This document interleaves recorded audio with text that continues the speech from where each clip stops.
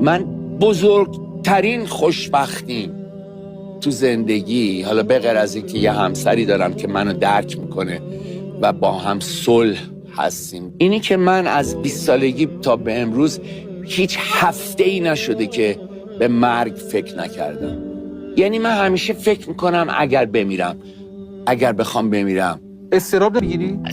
اصلا برعکسه، به هم زندگی معنی زندگی رو میده.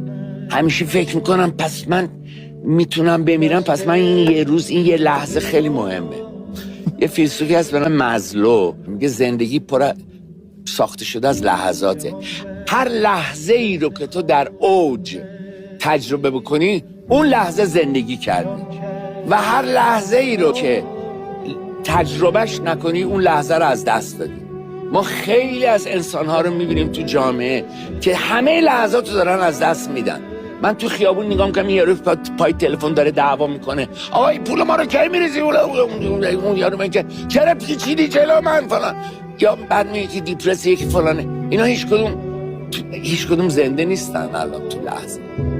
نمیگم مسائل زندگی مهم نیستا، ولی میگم لحظات رو میتونیم بهتر تجربه کنیم.